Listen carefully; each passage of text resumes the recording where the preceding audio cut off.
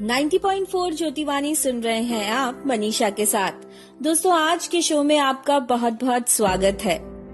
कवि शैलेंद्र ने आजादी के संघर्ष के समय नौजवानों में ऊर्जा का संचार करने के लिए एक गीत लिखा। ये गीत कुछ इस तरह है। तू जिंदा है तो जिंदगी की जीत में यकीन कर, अगर कहीं है स्वर्ग तो उतार ला जमीन पर। ये गम के और 4 दिन, सितम के और 4 दिन, ये दिन भी जाएंगे गुजर, गुजर गए 1000 दिन।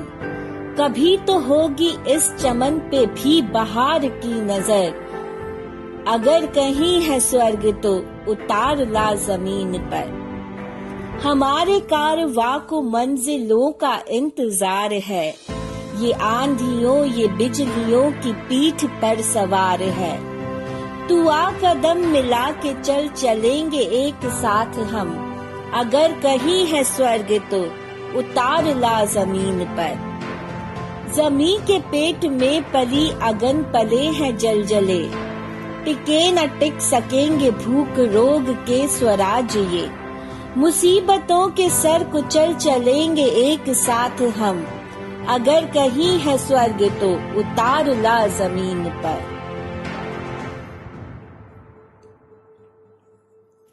बुरी है आग पेट की, बुरे हैं दिल के दाग ये, न दब सकेंगे एक दिन, बनेंगे इनकलाब ये। गिरेंगे जुल्म के महल, बनेंगे फिर नवीन घर, अगर कहीं है स्वर्ग तो उतार ला जमीन पर। तू जिंदा है तो जिंदगी की जीत पर यकीन कर, अगर कहीं है स्वर्ग तो उतार ला जमीन पर। तू जिंदा है। दोस्तों, आज भी गीतों की ये पंक्तियां कुछ लोग अपने जीवन में चरितार्थ कर रहे हैं। वह कितनी भी विकट परिस्थितियां हों, घबराते नहीं, डरते नहीं, पीछे हटते नहीं। ऐसे ही लोगों के कदमों को चूमती है कामयाबी। संघर्ष की कसौटी पर खरा उतरकर पुलिस की वर्दी पहनने वाली एक युवा की कहानी आज मैं आपके साथ साझा कर रही हूँ। ये उन लोगों के लिए प्रेरणा है जो घबराकर पीछे नहीं हट जाते।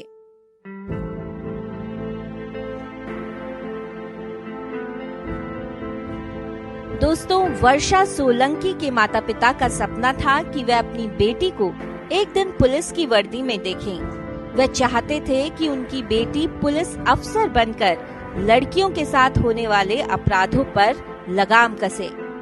वर्षा ने इस सपने को पूरा करने के लिए जमकर मेहनत की और सफल भी हुई। हालांकि इस दौरान पिता का लंबी बीमारी और मां का कैंसर से निधन हो गया। अब वर्षा सब इंस्पेक्टर बन चुकी हैं। वे फिलहाल सागर में प्रशिक्षण ले रही हैं।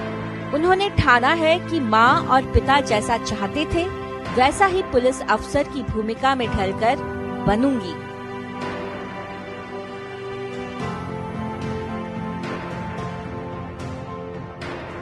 पुलिस की वर्दी पहनने वाले इन्हीं लोगों में से एक कहानी है बीना कौशल की।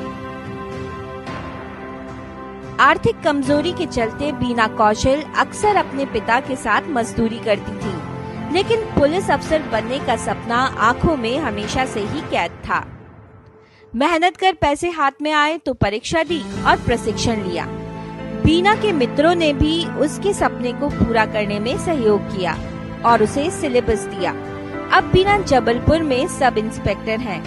बीना बताती है कि सब इंस्पेक्टर बनते ही सबसे पहले पिता की मजदूरी छुड़वाई।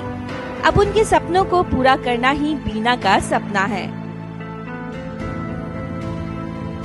वहीं दूसरी ओर एक कहानी है मयूरी जोग की। मयूरी जोग ने ट्यूशन पढ़ाकर और नेट से सिलेबस निकालकर पुलिस की परीक्षा दी।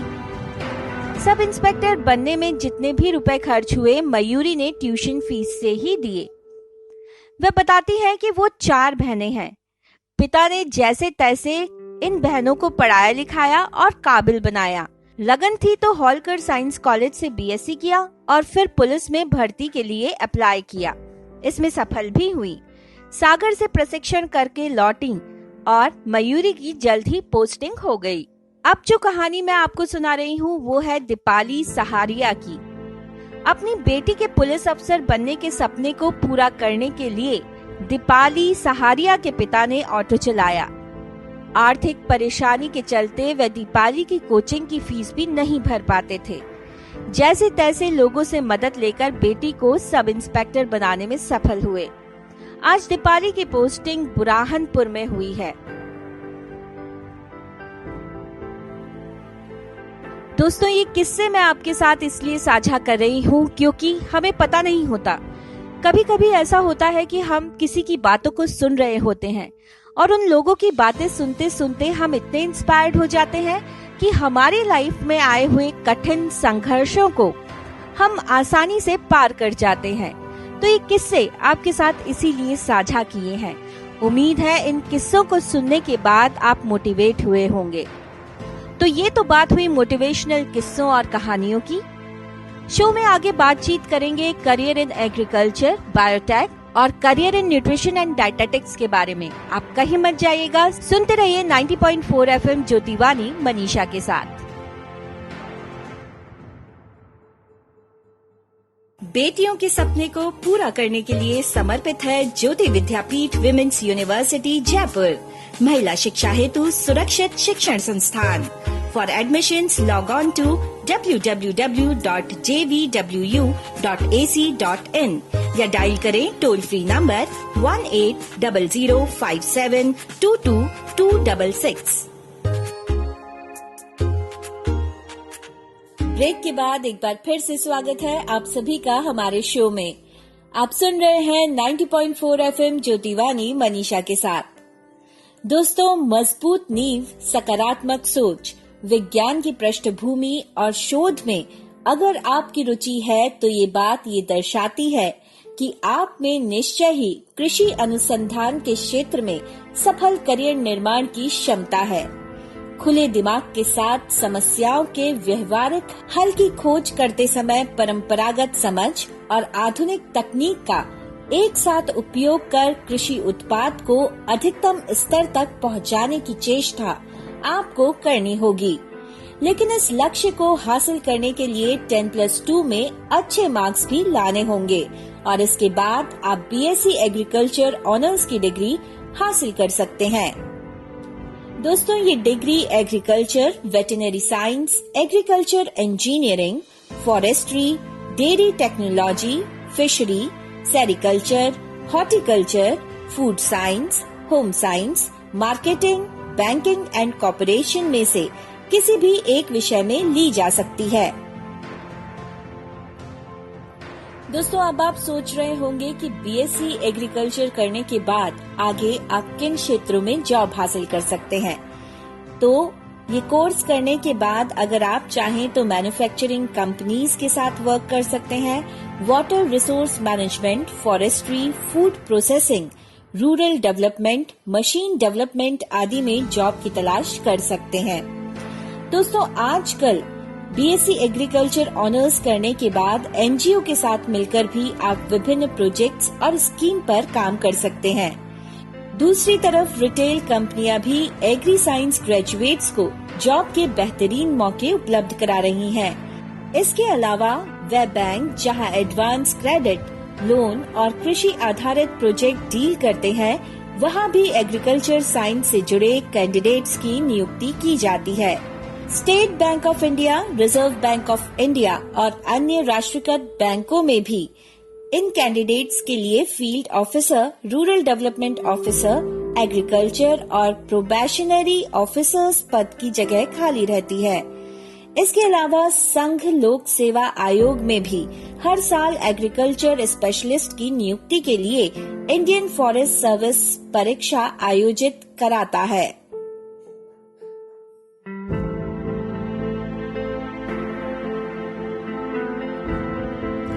दोस्तों, वर्तमान में कृषि क्षेत्र में प्रशिक्षित पेशेवरों की मांग बढ़ती जा रही है। कृषि क्षेत्र में कोर्स करने के बाद आप सरकारी के साथ साथ निजी संगठनों में भी नौकरी के लिए आवेदन कर सकते हैं। कृषि स्नातक उम्मीदवारों के लिए नौकरी के विभिन्न अवसर उपलब्ध हैं। एग्रीकल्चर की पढ़ाई करने के बाद आप बागवानी, डेयरी और पोल्ट्री फार्मिंग में नौकरी के अवसर प्रदान करते हैं। इस क्षेत्र में स्वरोजगार के अवसर भी उपलब्ध हैं। इस क्षेत्र में स्नातक पूरा करने और कुछ साल के अनुभव के बाद आप अपना खुद का व्यवसाय शुरू कर सकते हैं, अपना स्टार्टअप कर सकते हैं। जैसे आप कृषि फर्म, कृषि उत्पाद की दुकान या कृषि उद्योग आदि की तरफ अपना रुझान दिखाकर स्वयं अपना खुद का कारोबार शुरू कर सकते हैं।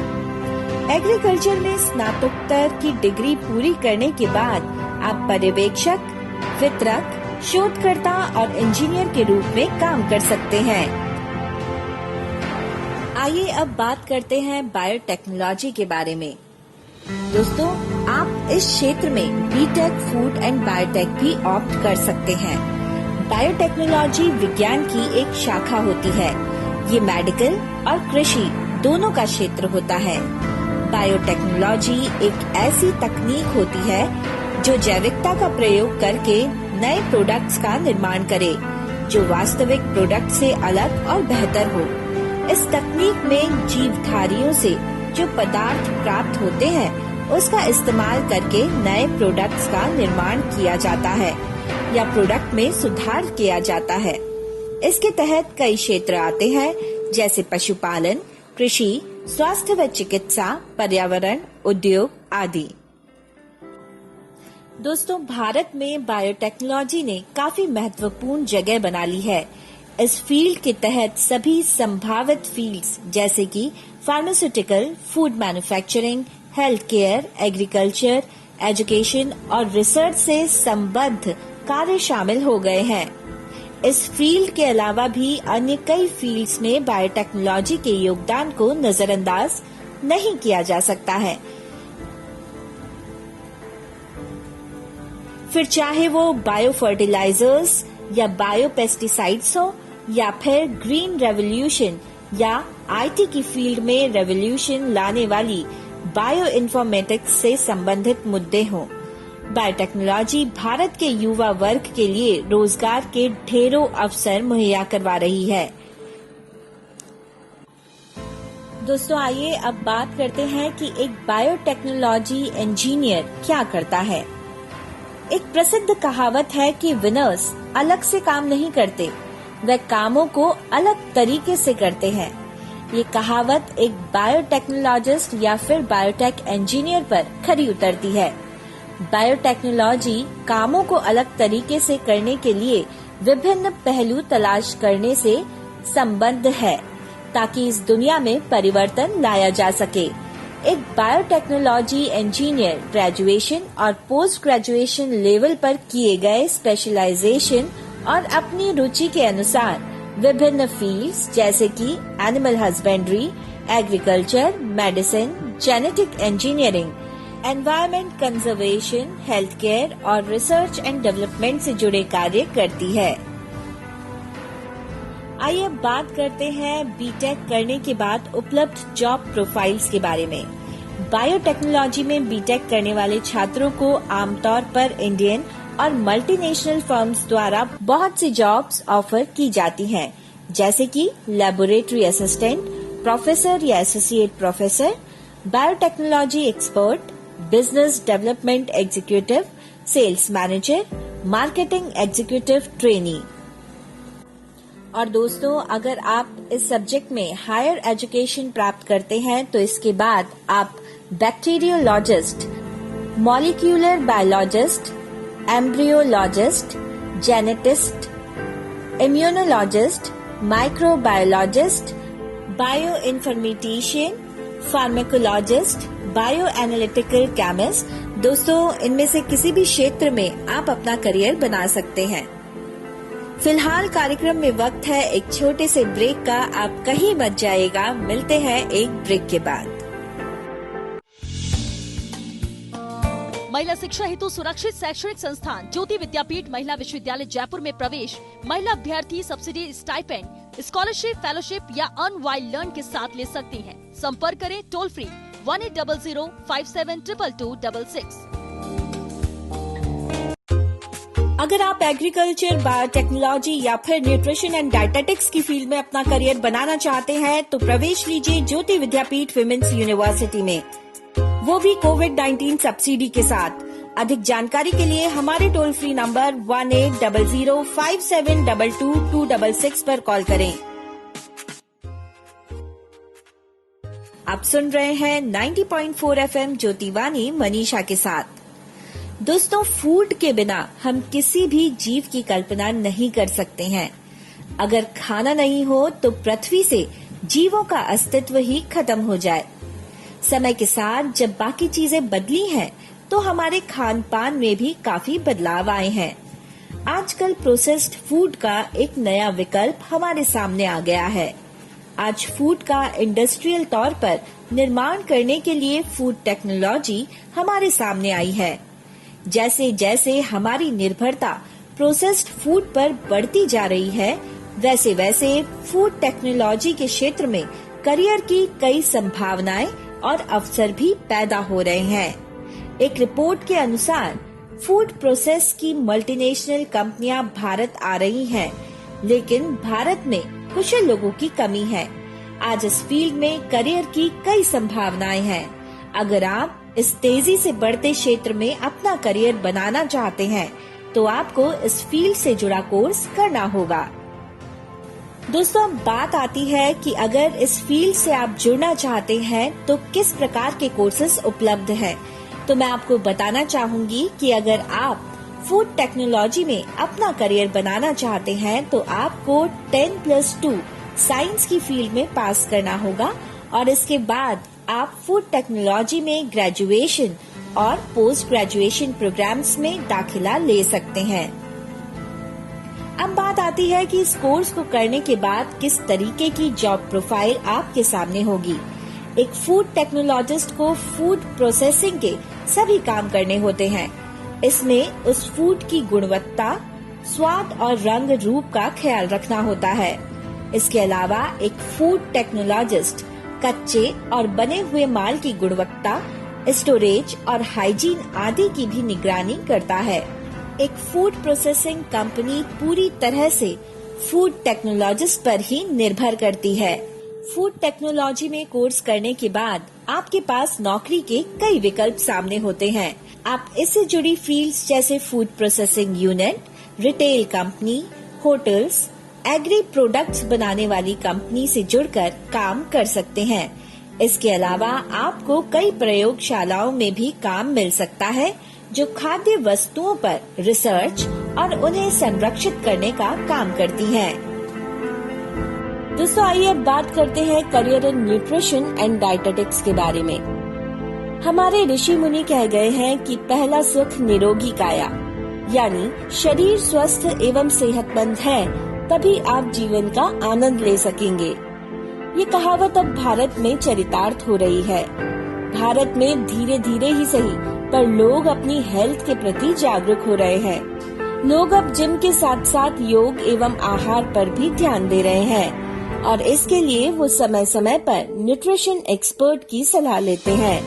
यदि आपकी रुचि हेल्थ सेक्टर में है तो आप भी न्यूट्रिशन एंड डाइटेटिक्स में अपना करियर बना सकते हैं। दोस्तों, अब आप सोच रहे होंगे कि न्यूट्रिशन और डाइटिशियन का क्या काम होता है। तो दोस्तों, संतुलित एवं पोषक भोजन के महत्व को हर कोई जानता है, लेकिन आपकी उम्र, शारीरिक क्षमता, दैनिक कार्य की प्रकृति एवं दिनचर्या के हिसाब से आपका भोजन कैसा होना चाहिए, उसमें कौन कौन सी चीजें शामिल होनी चाहिए और कौन सी चीजों को नहीं होना चाहिए, इन प्रकार की सभी शंकाओं को दूर करते हैं न्यूट्रिशनिस्ट एंड डाइटिशियन। न्यूट्रिशनिस्ट बनने के लिए MSc न्यूट्रिशन एंड डाइटेटिक्स का कोर्स करना होता है। इस कोर्स में MSc लेवल तक के कोर्सेज मौजूद हैं। दोस्तों, अब आप सोच रहे होंगे कि न्यूट्रिशनिस्ट या डाइटिशियन बनने के बाद आपको कहाँ पर जॉब मिलेगी।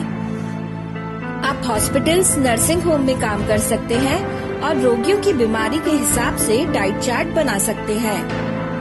आप सरकारी एजेंसियों, हेल्थ एवं फिटनेस क्लब और डे केयर सेंटर्स में भी काम कर सकते हैं। आप स्वतंत्र एडवाइजर की तरह प्रैक्टिस कर सकते हैं और लोगों को न्यूट्रिशन से जुड़े सलाह दे सकते हैं। इस तरीके की फ्रीलांसिंग में ज्यादा पैसा कमाने की संभावनाएं रहती हैं, क्योंकि आजकल हाई क्लास फैमिलीज अपने स्वास्थ्य पर काफी ध्यान दे रही हैं और इसके लिए वो समय समय पर न्यूट्रिशनिस्ट की सलाह भी देते हैं। तो दोस्तों, फ्रीलांसिंग में भी पैसा कमाने की अच्छी संभावनाएं। फिलहाल कार्यक्रम में वक्त है एक छोटे से ब्रेक का। आप कहीं मत जाइएगा, मिलते हैं एक ब्रेक के बाद। अगर आप एग्रीकल्चर, बायोटेक्नोलॉजी या फिर न्यूट्रिशन एंड डाइटेटिक्स की फील्ड में अपना करियर बनाना चाहते हैं तो प्रवेश लीजिए ज्योति विद्यापीठ विमेंस यूनिवर्सिटी में, वो भी कोविड-19 सब्सिडी के साथ। अधिक जानकारी के लिए हमारे टोल फ्री नंबर 180057222266 पर कॉल करें। 90.4 ज्योतिवाणी सुन रहे हैं आप मनीषा के साथ। दोस्तों, आज के शो में हमने आपसे बात करी career in BSc agriculture, biotech और न्यूट्रिशन एंड डाइटेटिक्स के बारे में। अगर आप भी इन कोर्सेज में दाखिला लेना चाहते हैं तो हमारे टोल फ्री नंबर 180057222266 पर कॉल कर सकते हैं। इसके अलावा आप ज्योति विद्यापीठ महिला विश्वविद्यालय के संस्थापक एवं सलाहकार डॉक्टर पंकज गर्ग जी से करियर काउंसलिंग प्राप्त कर सकते हैं। दोस्तों, आज के शो में बस इतना ही। होगी आपसे कल फिर मुलाकात। तब तक के लिए मुझे इजाजत दीजिए। नमस्कार।